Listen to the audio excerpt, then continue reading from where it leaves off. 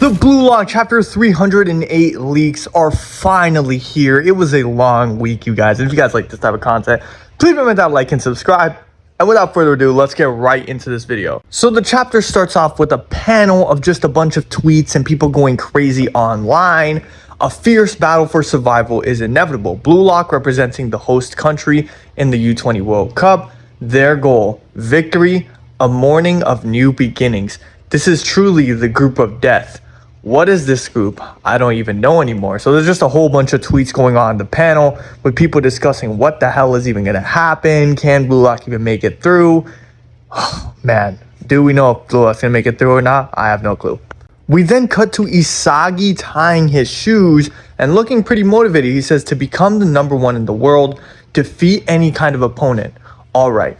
Isagi's parents say, take care, Yo-chan. So it looks like Isagi is gearing up to go somewhere. We have no clue where the hell he's going, but he's going somewhere. Isagi then waves goodbye to his parents and says, yeah, I'm going to Blue Lock, the place of dreams, until the World Cup. So it looks like until the last couple days of the U-20 World Cup, Isagi and everyone from Blue Lock is going to have to go back to Blue Lock, and we're going to get another training arc of them just locking in like one last time before the final big tournament. This is kind of like what the third selection was to U-20, basically. Isagi then arrives, goes through the door, and sees Bachara on his right. It says 30 days left till the U-20 World Cup.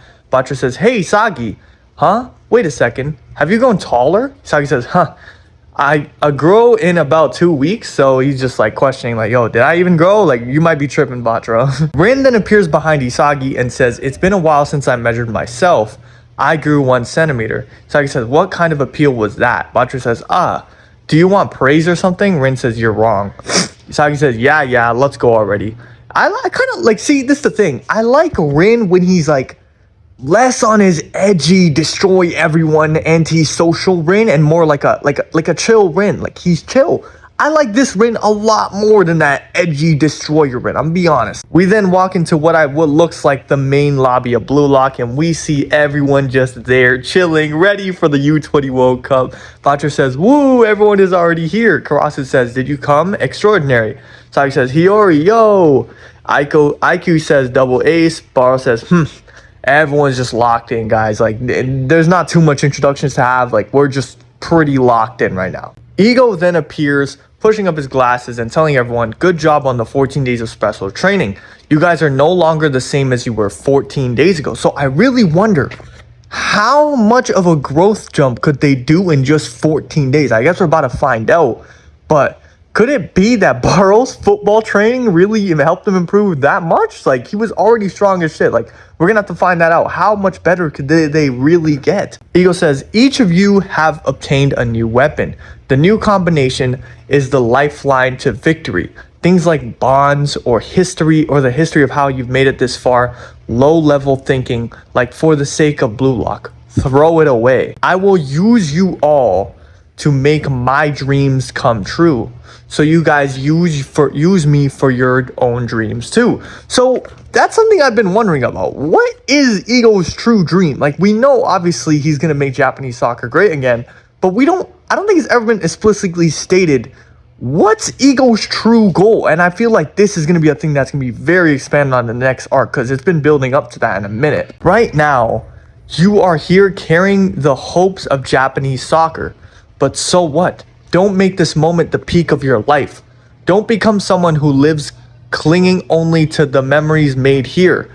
Go beyond all your egos. Let's go. Your first match is going to be against last year's Kings of Africa, Nigeria. So we're playing the AFCON champions in the group stage also. So this truly is the group of death, because literally every other team, I've seen people say that Blue Lock would easily defeat Nigeria. Guys, they are the AFCON champions, bro. They're not going to go down easily. Every match in this tournament is going to be like a high diff match. Like, I doubt we're going to get an easy game. Either way, they then say, and the second match will be against the world's #1 ranked team, France. Yeah, they're definitely losing to this team. I've seen so many people say that they're going to lose. I have no faith in them beating France, to be honest. I'm going to be honest. The third match will be against the birthplace of football, England. From now on, we'll start special training to prepare for victory.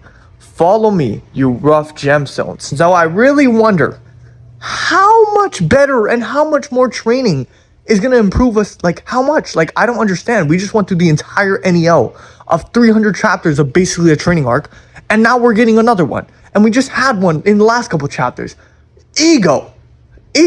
How many training arcs do we need? Like, how much better are we going to get from here to the start of the U-20 World Cup? I'm very curious. In these 30 days until the tournament, I will transform you into a new reborn egoist team. Final training camp begins. U-20 World Cup. Isagi says, yeah, everyone's all hyped up. And yo, peep that he said final training camp. So I guess this means that this can be probably gonna be like the last of those like selection arcs where it's just training and stuff. This might be the last one of those arcs. Or, you know, it might just be the last time that we're going to be training with bluelock, because it could be foreshadowing. This is the final training arc. We then cut back to Nagi, who is basically still gaming at that same arcade and looking at the character where it says continue or just die. And it says, that was the right choice, wasn't it? I mean, there wasn't really any other options. Baratsuda says, why don't we take over the bluelock together? So Nagi's having second thoughts about his decision. Nagi then says, if I accept that kind of money grabbing slave contract, even if it means betraying bluelock, it wouldn't be my ego anymore. It's not something worth becoming a villain for. Something like soccer. Isagi's words then propel inside Nagi's head as he continues to game faster, where he says, don't quit football. That was the last words Isagi ever spoke to Nagi. Nagi's comrades, are you going professional? You still have an offer, right? Nagi says, that's right. The professional path remains, even if it's not with the Japan national team. But am I okay with that? What I want is the reason time stopped for me. What sets my heart on fire? Is it soccer or is it bluelock? My ego. What is it shouting for? This is a very, very great piece of dialogue from Nagi here, where he's basically in like a paradox where he doesn't actually know. And this is like the first step to actually regaining his ego or getting a whole new one, because he first has to understand what really made him love like playing in bluelock. Was it just because of the football aspect of it?